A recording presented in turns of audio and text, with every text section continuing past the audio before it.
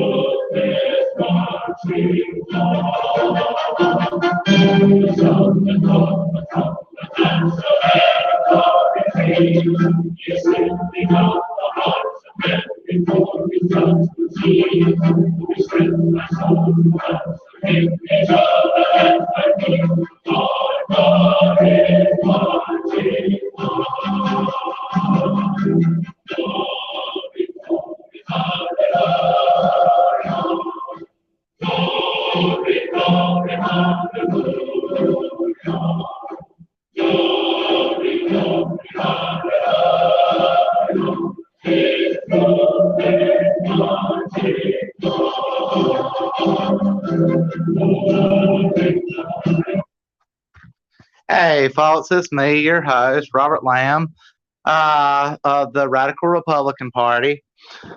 Some of you may have heard of us and be wondering who we are. We are a group of working class Americans.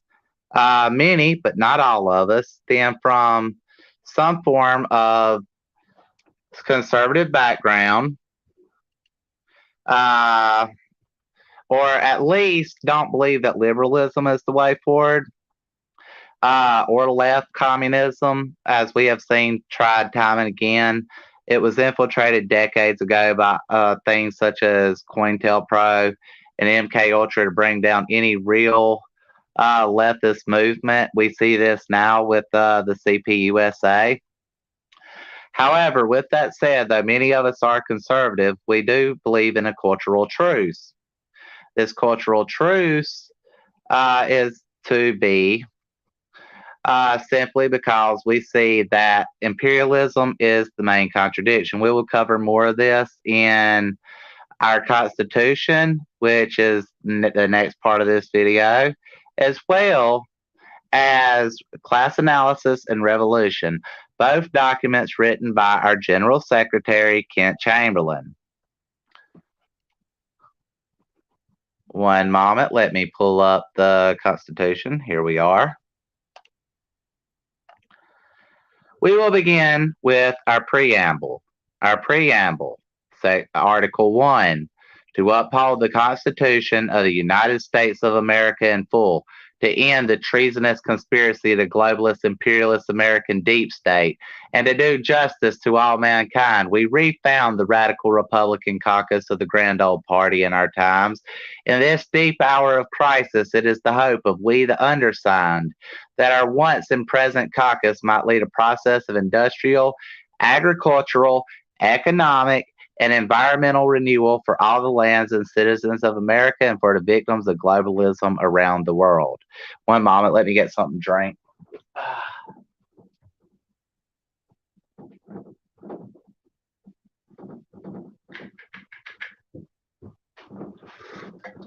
There we go. Starting to get a little hoarse. Funny story. I actually did start it earlier, but I forgot to hit go live, y'all. That's why I'm a little late. So I've done all this one time before. Hopefully that means I do it better this time. Political superstructure, Article 2. Section A. Sovereign political power within the radical Republicans flows from the membership and resides in the Secretariat. The Secretariat is a democratic centralist legislature, this is Section B, by the way, composed of 2 delegates from every associated organization and 2 delegates from every state and territory of the Union. Section C. The Secretariat shall elect from its membership every year in the second Friday of September a General Secretary who can guide legislative debate, call and oversee votes, and propose candidates for caucus office for ratification by a majority of the Secretariat, including a Vice General Secretary and a Secretary of Education, and any other such offices as might require filling, and may delegate those responsibilities at will by mutual consent. Section D. The General Secretary shall also similarly lead an executive body, the Central Committee, composed of themselves, every other secretary, and anyone else chosen by a majority of the body to join them for that year's September to September session. E. The Central Committee shall make decisions of expediency and minor importance on behalf of the Secretariat, and represent the Secretariat in talks with other organizations before referring any binding agreements to majority vote in the Secretariat. F. All subjects raised before the Secretariat and Central Committee shall be resolved by the principles of democratic centralism. All points of view should be aired, commonalities and compromise found between them wherever practicable. After an initial period of negotiation between the delegates, the General Secretary shall call a vote between all remaining proposals, to be conducted on the basis of ranked choice voting. After a majority of the respective body chooses a single proposal, it passes into effect automatically. If a minority of a body is present and unanimously chooses a single proposal, the General Secretary may pass it into effect. G. This document, once entered into force, may only be modified by a 2/3 majority of the entire body of the Secretariat. H. The Secretariat or Central Committee may see fit to create associated organizations. Each such organization shall be headed by a duly elected secretary, may send 2 delegates to the Secretariat, and be subordinate to the Secretariat. I. Separate organizations, upon mutual consent between them and the Secretariat, may enter into association with the Radical Republicans. Such associated organizations are not subordinate to the Secretariat, but may send 2 delegates to the Secretariat so long as mutual consent for the association remains. 3. Article 3, our values. A. The Radical Republicans Caucus is a big tent open to the support, ideas, and input of every opponent of liberal globalist imperialism, but shall operate in the main according to Marxist-Leninist theory and pursuit of Marxist-Leninist praxis. B. Specifically, the Republican Party is the historical vanguard of the workers of the United States, and a conservative populist coalition elected on an anti-imperialist minimum platform is the only proper first step towards resolving America's and the world's problems. Belief in any ideology that supports the territorial breakup of the United States of America or the secession or any portion thereof is inconsistent with membership or voting rights in the Radical Republicans. C. Though we do not expect any similar commitment from our ideological enemies, Radical Republicans are firmly committed to upholding the law and the United States Constitution. Therefore, we resolutely reject left adventurism, right adventurism, and terrorism of all kinds.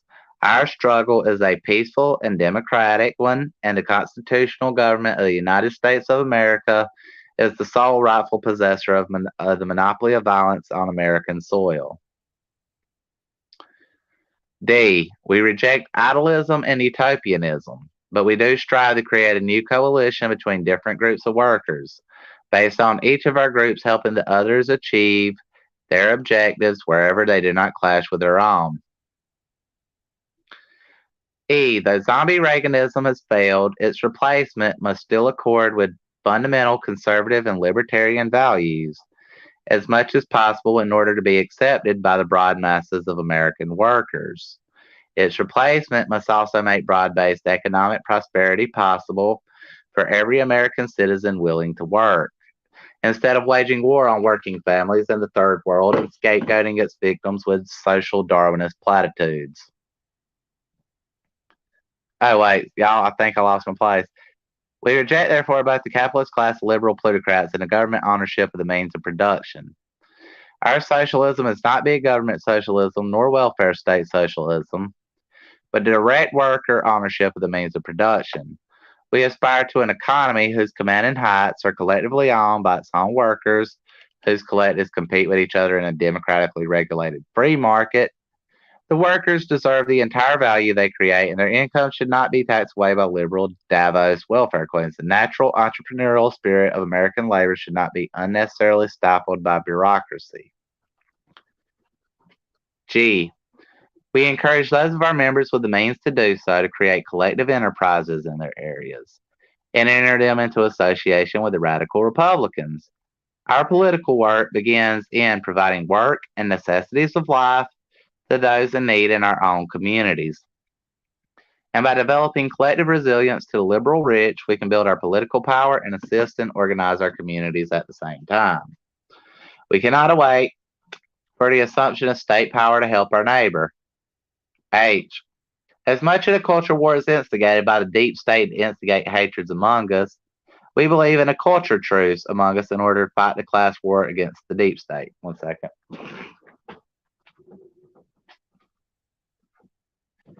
Been kind of sick the last few days, y'all. All right, so now let's get to the real nitty gritty, shall we? Class analysis and revolution. Today I will be covering the introduction and the first chapter. Title page. Class analysis and revolution. The Marxist-Leninist Path to Save America and End the Empire by Kent Chamberlain, who is also the writer of our Constitution and the elected General Secretary of our party.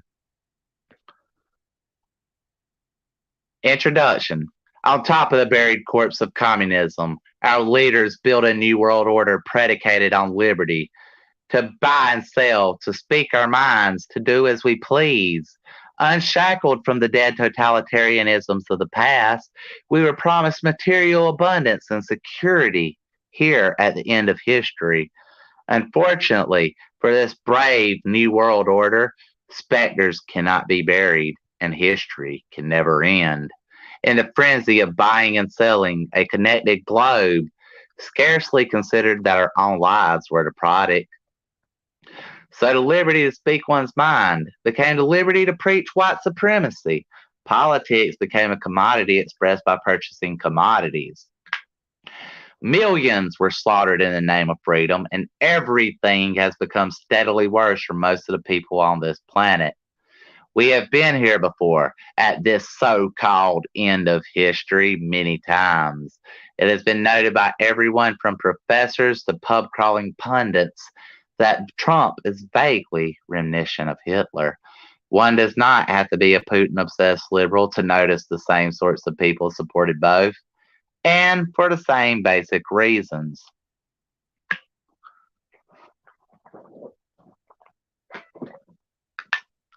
But the question lingers, why 1933 and why 2016? What changed in our society, in German society, to permit these miscarriages of democracy? The answer is inequalities of wealth, caused by capitalism and made salient by an economic crisis. Even the arch capitalist Winston Churchill, genocidal murderer of millions in India, conceded that capitalism creates inequality when he referred to it as an unequal sharing of blessings. Churchill, House of Commons, 22nd October 1945.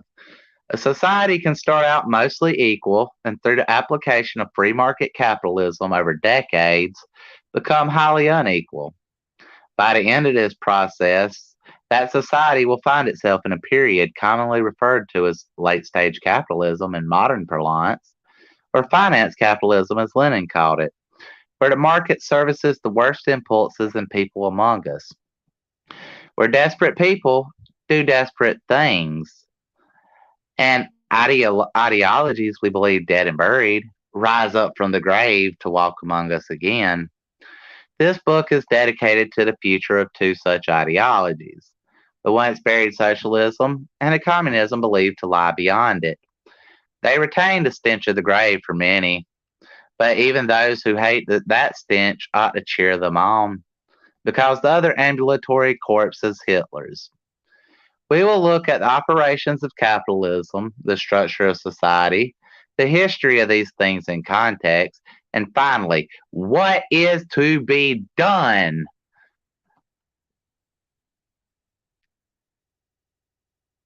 to fix society in our present day. We will explore all these things with the depth of academia, but with all the simplicity of the guileless working class. This book was written to be understood rather than to impress, to be a call to action rather than to ivory tower scribblings. Nonetheless, I expect it to withstand all the rigors of academia, as it was academia that forged my outlook. That doesn't mean that I expect some Chuckles Kirk level figure to totally debunk everything in here, because if this work gets famous enough, someone will inevitably try to grift themselves a buck fooling you and doing it. Yet, let nobody set this work aside because they think it does not belong to them. Those who have the least have the greatest claim to these ideas. And lest anyone be deterred by the imaginary totalitarianism contained in the word socialism or communism, the very next thing this book will teach you is how to see and think for yourself. Chapter 1: Capitalism and Other Cults. Not very classy of me to slander capitalism as a cult, is it? How unsophisticated and philistine of me to denounce something without explaining it. How brutish and uncultured we socialists must be if these sorts of common insults are for what pass for discourse among us. But cults are said to brainwash their adherents, and every single adjective in that last paragraph is a sort of brainwashing that makes its point by valorizing the rich and demonizing the poor. Moreover, it's normalized language we all use every day.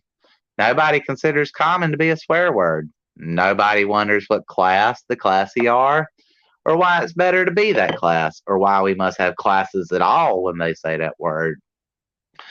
These terms are natural to us, but they are loaded with implications the liberal might call problematic if they cared about class warfare like they pretend to care about other forms of oppression. But we go about our days unconsciously paying tribute in our speech to the class that rules society. We are not enslaved by words alone, of course, and there are all manner of anachronisms in the English language. Atheists still tell each other bless you when they sneeze. But this is no anachronism. The atheists have forsaken divinity, but our liberal society has not forsaken classes. What we just performed together by examining the first paragraph of this section is a very simple example of a technique called class analysis. It is the basis of all social argument and reasoning, and can be done by anyone who can read this sentence. Socialism, in a nutshell, is democracy in both the political and economic spheres. The purest democracy will have citizens who can exercise power directly because they can think for themselves and vote with wisdom. So it is my earnest hope that everyone who reads this will become skilled in class analysis because they will be better able to hold power to account, be it in our present system or after a socialist transformation. The essence of class analysis is to see what any phenomenon has to do with class, what class benefits from it, and how. How might that influence the behavior of other classes? Lenin, in his seminal work, What is to be Done, class analyzed the capitalist Russian society before the Bolshevik Revolution. There's theoretical work being undertaken by comrades analyzing whether one minor group or another might deserve reclassification as the world changes. But for the most part, Lenin's analysis holds up just fine 100 years later on the other side of the planet. In any case, Lenin's class analysis of capitalist society is a good place to begin, for his ideas on this topic remain nearly universal among socialists, and even those who disagree with one classification or another uphold the bulk of the rest. According to Lenin and Marx before him, society can be divided up according to its relations to the means of production, or such factories and companies and tools as are necessary to produce goods and services for the economy.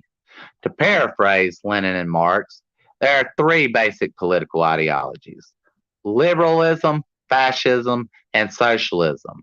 And they correspond to three basic classes: the bourgeois, the petties, and the proles. So it is that those who control those means of production also control society. We call them the capitalist class or the bourgeois if we are feeling formal. Bougies or bosses or owners or the 1% if we are not. And more colorful words besides if we are a mite peeved. Bougie and the rich is short, sweet, and accurate, so I'll use those in this work. This is the first basic class of society. And as the rulers of society, the bourgeois' tastes and attitudes and feelings are imposed on the rest of society through the media, which they also own. Which is why people talk approvingly of classy things. This is also why the conservatives speak of the liberal media. The conservative working classes correctly do not feel the media represents them, so they blame the slightly different capitalist policies of the liberal media rather than the vastly different class politics of the people who own it and work for it.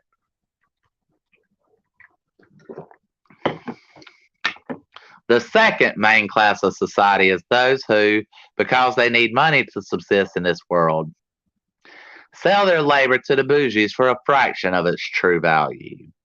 The rest is extracted by the bourgeois, and we call that profit. But we ought to start calling it theft. The class so exploited is called the working class or the proletariat in technical terms, or workers or proles or the 99% for short. Proles or workers is the term I'll use to refer to this class. The third main class of society are those proles who have decided to sell out to the capitalist system for a cut of the plunder, who more generally draw their livelihood from service in the bourgeois in particular, or bourgeois whose means of productions are fairly minor like small business owners. The proper term for this class is the petty bourgeois, but I will refer to them here as the middle class or petties for short. And Lord, are they ever petty, because their place in the capitalist system is so precarious. They will defend it tooth and claw where bourgeois would be inclined to compromise, because one shake of the system and they will fly off back down to the proles at the bottom. Like a black overseer in the slavery era, they will whip twice as hard over half as much, just to avoid the sting of the whip themselves. This is why the bourgeois tend towards the mindless tolerance and cheap utopianism of liberalism, while the petties are the most natural constituency fascism has ever had. The best description I could think of for this class is that they exist to make class war for the bourgeois against the proles in whatever realm they work in, be it a physical class war with casualty lists, a psychological class war with propaganda, or even an academic class war over which ideologies are allowed prominence. Petties, by definition, were pulled from the ranks of the workers to make war against the workers. These petties are cops and soldiers who are paid well to put their bodies on the line against their fellow workers to protect the property of the bourgeois. These are also the intelligentsia, those professors and public intellectuals who say seemingly radical things, but also lie and flatter the bourgeois so they can make tenure and get book deals. These are also the clergy, who, whatever their religion might be, tend to preach subservience to the bourgeois. In more religious eras, this was the chief manifestation of false consciousness among the working class. But with the collapse of religious faith among the masses, the clergy have divided. Half of them, the avatars of naked reaction, and half more open to the needs of their pro flocks, while still counseling obedience to the authorities. There is also my own subclass, the intelligentsia, writers, artists, musicians, whose customers are mostly bougie and who therefore tend to tailor their output to please them to stay employed or suffer destitution to retain their integrity. And how? The main form that class war takes in a bougie liberal democracy like ours is the culture war. It's a form of political theater that serves as the main fount of false consciousness, a replacement for the religious founded false consciousness of the medieval era. How it works is that the middle class divides in two in the electoral system, appealing to roughly half of the working class apiece. In America, cops and military are the bulk of the clergy, so they side with the majority of those white workers who bother to cast their ballot, and they call this the Republican Party. The clergy of minority faiths and a few dissident Christians join together with teachers, professors, artists, and celebrities to pretend that they're the only thing saving black and Latino workers from Jim Crow and ICE, and they call it the Democrat Party. Well, they truly call it the Democratic Party, but as Republicans noticed long ago, saying Democrat instead sends them into liberal conniptions. Now that's just funny. With the workers so divided, the culture war starts in earnest. Of course, things could be better for your part of the working class, but it's those other workers over there and their dastardly party standing in the way with their disgusting mockery of true culture. We must defeat them electorally, and then your part of the working class can get that much closer to banning gay abortions or slapping Black Lives Matter all over the White House stationery, respectively. And if anyone notices that their paychecks have turned to shit in the interim, while their half of the party system controls government, well, there's always a Joe Lieberman or Susan Collins that can be scapegoated for it. So long as the workers are kept up in arms against each other over cultural non issues like Marvel comics turning to Spider Man's gay, they can't organize together to fight their end of the class war. Meanwhile, the rich wage a pitiless, relentless class war against the rest of society, which has been disarmed and dismobilized itself against its order to establish the merits of casting a black Ariel the mermaid for all time. There are significant differences between petties. As defenders of the capitalist order, they are motivated by payment first and foremost. The best paid petties, the cops, military officers, televangelists, famous professors, Bono, are the most loyal to the bougies. Poorly paid petties, such as enlisted military, artists, writers, musicians, adjunct professors, are less loyal and occasionally outright traitors to the bourgeois. The petties as a class thus have the biggest potential for fascism, but also the biggest potential for class treason against the capitalist order. It also stands to point out, in all fairness, that this propensity for class treason in the lesser paid parts of the petty bourgeois is responsible for this book. As an author and as an academic, as an aging military brat, my class interests are petty. Yet I teach the dissolution of my own class interests. It is because I am part of the petty bourgeois that loses the great capitalist competition that I am susceptible to class treason. It is because capitalism cannot help but eventually create millions of such people that the possibility for socialist revolution is created. Why did I lose that competition, you may wonder? If I'm a self admitted loser, why listen to me? I'm too autistic to understand when to lie in certain social situations, and too high functioning for this disability to be obvious to anyone who hasn't lived with it for decades like I have. Indeed, I was already older than 30 before it finally dawned on me. But my loss is society's gain. As an incredibly high functioning autistic person, I'm excellent at analyzing whatever I set my mind to. And I can also detect others like me, the way that gay people are said to have a certain gaydar to suss out other gay people. So, my highly specific analytical skills born of my schizoid autism are something I've noticed I share in common with two other middle class people who failed at capitalism: Karl Marx and Vladimir Lenin. Marx was an autistic shitposter after my own heart, and Lenin could tirelessly refute the pretensions and bullshits of the Mensheviks and economists at length, like only a true autist ever could. There's much more to say about this at length, but for now, suffice it to say that autistic disabilities provide the most secure material basis for middle class treason. It was not for nothing that I went on tangents about false consciousness while discussing the chief classes of capitalist society. Um, the founts of false consciousness have differed in different eras. Once it was the priesthoods and oracles and popes. Now it is journalists and pundits and televangelists.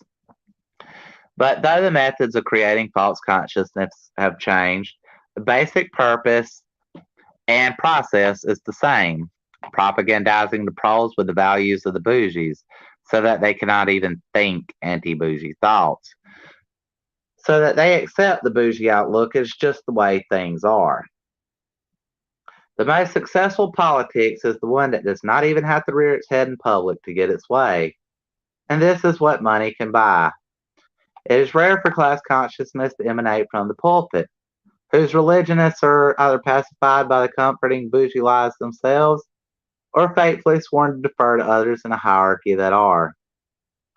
Religions are usually founded by people who do preach class consciousness and then grow rapidly as the workers hear truth and believe it, and then gradually get co opted by petty elements in the years afterwards. This is also why there are so many back to the beginning movements in many faiths. There is a proto socialist yearning among people who cannot openly advocate socialism, from Anabaptists to Salafists. The quasi socialist roots of most religions do attract many future socialist leaders, however. Both Stalin and Sankara were trained as priests before taking different sorts of vows of poverty. But it is also noteworthy that neither of them stayed within a religious framework for long. Like any social institution, the Christian churches have been a site of class struggle. The struggle occurred in the Middle Ages and Renaissance in Europe, when control of these institutions mattered a great deal more politically. But the reformers lost these struggles when the reformers were proles. The reformers were only strong enough to win when they ditched the proles for the bougies, and thus was the Protestant Reformation born. Despite its socialist roots, Christianity as an institution has had 2,000 years to be domesticated by the bougies.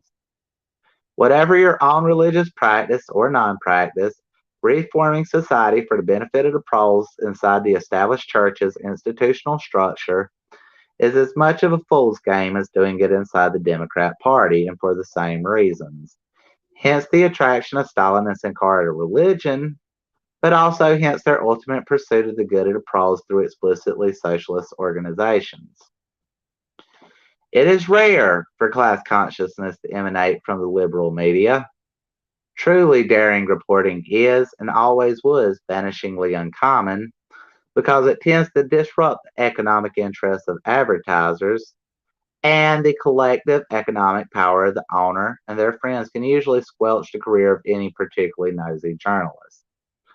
But such outbursts of unseemly conscience are rare too.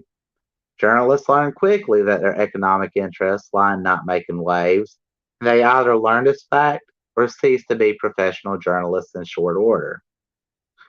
But there is another fount of false consciousness, common to eras ancient and modern and lands around the world. The academic subclass of the petty bourgeois. They must appear to swear fealty to the principles of objectivity, or whatever passes for even-handedness to postmoderns.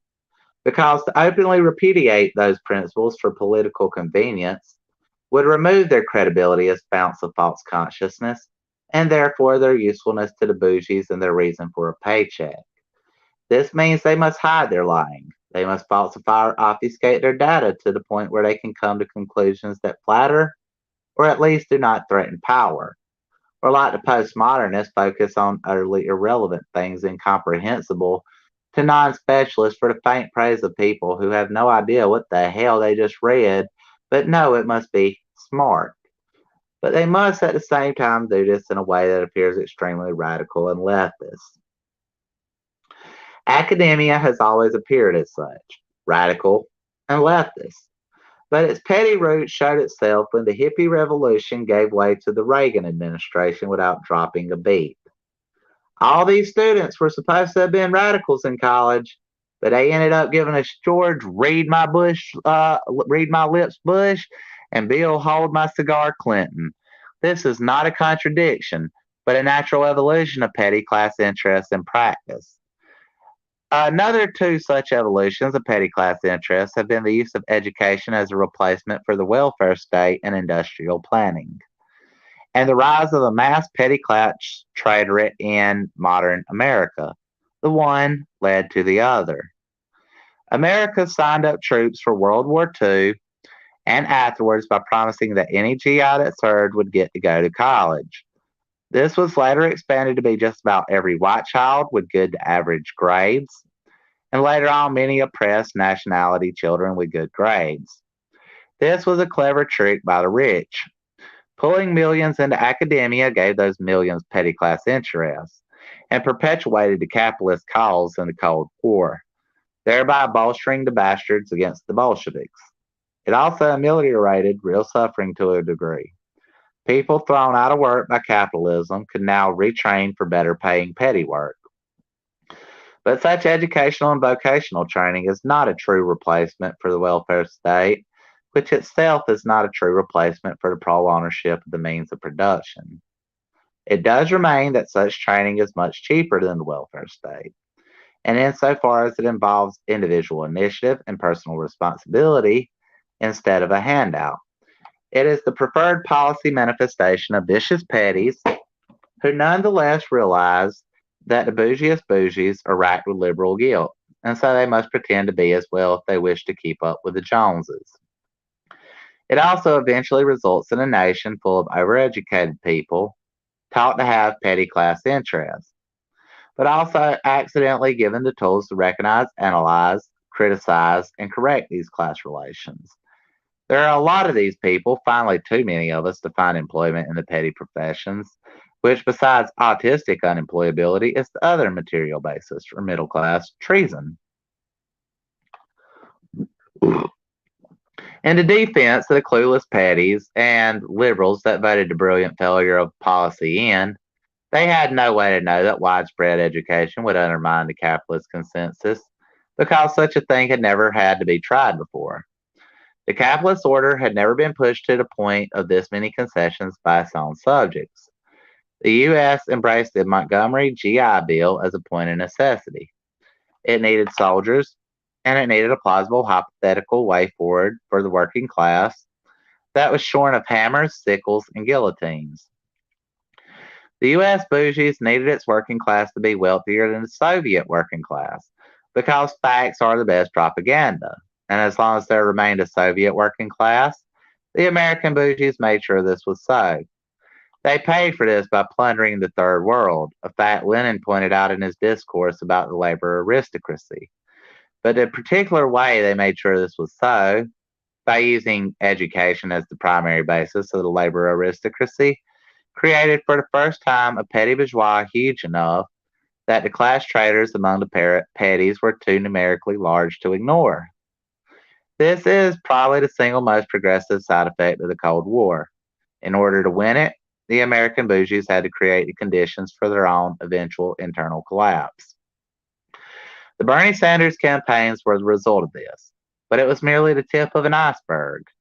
Bernie Sanders is a half liberal social democrat, as is the petty student class traitorate that voted for him. But that they are masquerading as socialists at all points to the power of education, even a liberal education, to inexorably point the way to truth. They sought out a socialist because, on some subconscious level, they knew socialism was the truth. Because their overpaid prize textbooks filled with corporate lies could not effectively brainwash this underpaid generation as it had the overpaid boomers. America's underclass had simply been permitted to be too smart for too long, and the bougie lies were obvious by the third generation.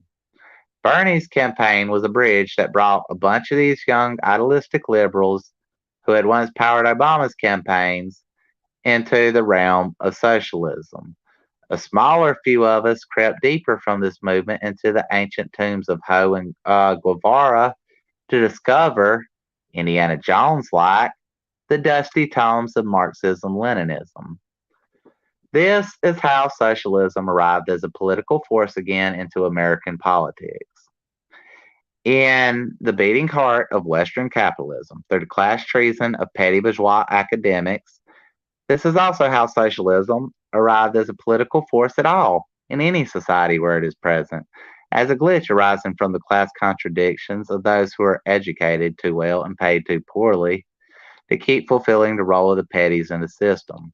It does not arise spontaneously from the proles, who, because of their false consciousness, variously advocate answers to their troubles that will not work in the long term. Leave the revolution to the theoretical leadership of the unreconstructed conservative proles alone, and your revolution will get better pay and working hours for a generation until the next generation's bougies decide to stop paying the guillotine insurance. It took petty bourgeois class traders like Karl Marx, a writer who married a class trader Westphalian princess and lived off Engels' job as a petty, and Vladimir Lenin, a minor nobility, writer, and assumer of state power, to develop a better theory.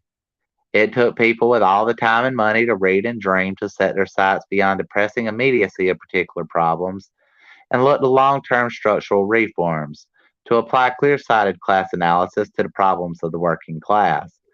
Vladimir Lenin never aspired to win better working conditions from anyone's boss. He aspired to impale that boss's head on a stick as a lesson to the rest when he sees their factories.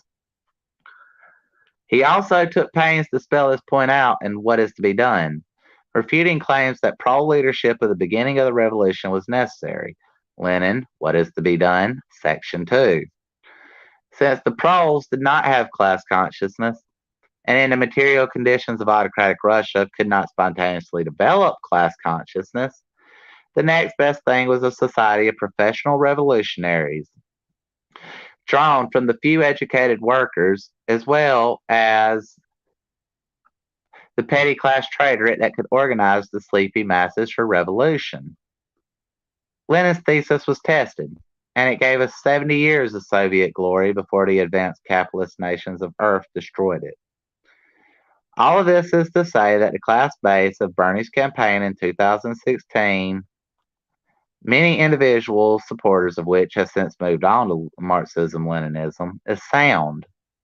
It derives both from the working class and from the petty class traitorate, as did Marxism, as did the Soviet Union. This is important because it tells us that we can make a revolution out of these material conditions. Mao's experience and Gorbachev's experience, and above all Trotsky's and Khrushchev's experience, tells us that we should be wary of the excessively petty base in the long term, lest the revolution be lost to a class traitorate taking power and changing our mind back from the inside. But as a beginning, it is strong. But as socialism arises from the petty class traders in the first place, having more of this subclass can only make a revolution likelier. Moreover, the petties themselves are of amorphous loyalty, and they always have been, providing a class basis for class treason. There will still be cops after the revolution, but the cops in that day to come are probably an Antifa right now. There will be forces to provide for the security of the state. The difference is the state will be in prole hands, and so they will be doing the bidding of the proles instead of the bourgeois. This was essentially the first red petty bourgeois class, Lenin's professional revolutionaries, because they existed to make class war before and during the revolution. The definition of a petty is someone whose class interests are class war. And as long as we have the bougies, we'll have class war. And we'll need more petties on our side than theirs to win it. We need professional revolutionaries, organized in a centralized democratic party under the ultimate control of the working class, once more to wage class war. Unlike autocratic Russia, we can organize out in the open. There are plenty of spies from many nations in the socialist parties of the West. And anyone who imagines that their rantings on Left Book or YouTube aren't saved in triplicate in some soulless NSA facility in Maryland are deceiving themselves. But even under this capitalist dispensation, we have rights that Lenin's Bolsheviks never did. This changes our material conditions some. The high education levels of the petty bourgeois class trader open a yet unimagined weapon to our ranks. Levels of class consciousness in the Bolsheviks were minor. The petty class traderate formally understood the theoretical foundations of Soviet power, and generations of Soviet students could probably recite it by rote. But the level of theoretical education was not great enough to prevent careerists lawyering it all the way to the state power, much like petty left book woke lords do now with their cancel and call out culture. So when revisionists like Khrushchev came to power, there were not enough working class communists left who were both competent in theory and daring enough to stand by it in the face of these machinations. This is merely to say that there was not enough democracy in the Communist Party of the Soviet Union. The workers were forced by czarist repression to delegate their interests and power to a class that ultimately betrayed them under Trotsky and Khrushchev. Here's some heuristic aphoristic apologetics for that. Knowledge is power. No investigation, no right to speak. The people had not investigated the aspirants for power because Lenin's government had assured them they were good Bolsheviks. Without investigation, they had no knowledge. Without a right to speak, they had no power. The democratic forms of the Soviet Union were prostituted towards the opportunist ends of Khrushchev. Stalin had tried to refound the Soviet state along democratic worker lines, but was probably assassinated by Beria before the project could be completed. And the middle class careerist expedients he had been forced to use to thwart Trotsky took control instead. I am not an anti Stalin voice. I do not think one can be a Marxist Leninist and not hold at least the basic thrust of what Stalin was trying to do. But because one hardly can have real democracy in wartime, or when fighting ruthless and disingenuous petty opponents like the Trotsky ultra radical combination, and because the Soviet Union was always on some level of cold or hot war, Bolshevik democratic norms were shelved in Stalin's era to protect the workers' state. This unified the Soviet Union so it could beat Hitler. But the lack of democracy in the end corroded the internal politics of the USSR and led to vacuous careerists like Khrushchev taking the reins. There was always this risk by putting the party and the country in the hands of some of the middle class and praying they weren't lying when they said they were class traitors. Some of them inevitably must have been lying, simply because human nature cannot permit uniform perfection in any social sphere. And without vigorous internal party democracy, those liars and opportunists rose like scum from the broth. But we have an opportunity ourselves. In this refounding of the great socialist experiment afforded us by the mistakes of our petty bourgeois enemies. In their capitalist striving, they made welfare as palatable to that striving as possible, and accidentally created a host of potential class traitors among themselves. They also raised the education levels of the working class itself, the most dangerous part of these educational reforms. The creation of class traitors in large numbers have led to successful Marxist-Leninist revolution in the past, so we know this is a good development. But this creation of an educated base of actual workers for our cause means that we do not have to trust the party hierarchy as the Bolsheviks once did. We do not have to put the same kind of trust in our leadership to do our thinking for us that the feudal peasants of Russia once did, or that the Democrat voters still do. We can, and we must, put the tool of class analysis in the hands of every pro. Knowing these three basic classes and how they have interacted with one another in the past, and knowing that just about all social relations are fundamentally reducible to how they impact on relations between these classes, you can simply and meaningfully analyze the world. The difference between class consciousness and false consciousness is like night and day, like studying evolution instead of believing in creationism, or knowing how the Egyptians built the pyramids instead of believing some stoned liar on the History Channel who swears aliens did it. There is a fundamental power imbalance between people who class analyze society and those who don't, because knowledge is power, and this is the most fundamental knowledge. The only way the purveyors of false consciousness can counterbalance the strength of our knowledge is by owning most of the papers, corporations, and guns. Class analysis is a lot like chess. The moves of six types of pieces on 64 squares is similarly simple to grasp, yet in the intrinicities of that simplicity lay an entire pastime. And like chess, it is incredibly simple to learn how class analysis works and how to do it. But once learned, some find it impossible to stop. In its deceptive simplicity lies all the complexity and secrets of the whole world, a sort of theory of everything for the social sciences. And also, like chess, it can be done by laymen and grandmasters alike. It is fundamental that every worker and petty class trader be able to independently class analyze anything they set their minds to. With that skill, the proles and their allies can dismember bourgeois lies in public and hold socialist leadership to account. The history of socialism demonstrates that just as much danger lay in counter revolution against an established socialist state as lay in revolution against an established capitalist state. With class analysis in the hands of the toiling masses who vote for their leaders, counter revolution will be impossible because deceiving the masses will be impossible. Thank you for joining me for learning about who we are, our Constitution, and a reading of the intro and first chapter of Class Analysis and Revolution. Again, links to both can be found below in the comment section. If you have any further questions, such as about the Thomas Paine Institute, our think tank, the party itself, or any of the fundamentals of class analysis and revolution or our Constitution, feel free to contact me. For now, people, signing off. Next time, Chapter 2.